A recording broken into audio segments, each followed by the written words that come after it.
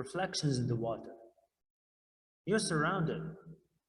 At first, it seemed that you'd see the dolphins only far away, just a pink shimmer on the water's surface. At first glance, you weren't sure whether you really saw one or just imagined it. But Moises had a great idea. "Let's call them," he suggested.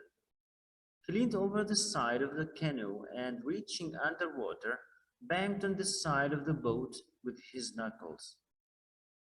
The dolphins responded, and now they're all around you. Right behind your canoe, you hear one blow. You twirl around, but all you see is the dolphin's wake, the wave it made when it dived just a split second ago. Then, cha! A dolphin surfaces in front. "Look," cries Moses, but you see only a trail of bubbles. Splash off to your left, a big pink form has surfaced, but by the time you turn, you see only a tail. If the water were clear as in an aquarium tank, you could see them swimming beneath the surface. But the water in the lake is as dark as night.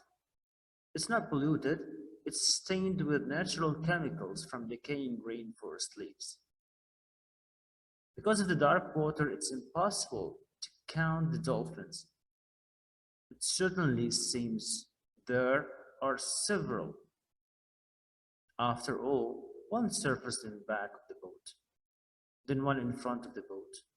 Another rose to the side. Does that mean there were 3 dolphins? Maybe not.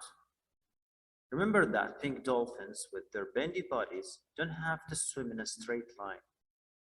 You can't predict where they might surface next. They can turn and twist beneath the water, even whirl around like a Ferris wheel. Maybe the 3 glimpses you had were all the same dolphin. How would you tell? Most animals, including dolphins, look as different from one another as people do. You just have to learn to see the differences. Some are bigger than the others, some are darker. One might have a notch or a scar on the back or head. One might have a bent snout. But here's the problem. Because pink dolphins don't leap out of the water, and because the lake water is so dark, you never see much of any individual dolphin at one time. You get only little glimpses, the glistening pink top of a head here, a tail there, a quick look at the low fin on the back here, and you can't identify them by color, because these dolphins grow pinker with exercise, just as people do. For half an hour, the dolphins, whether one or several, continued to visit near your canoe.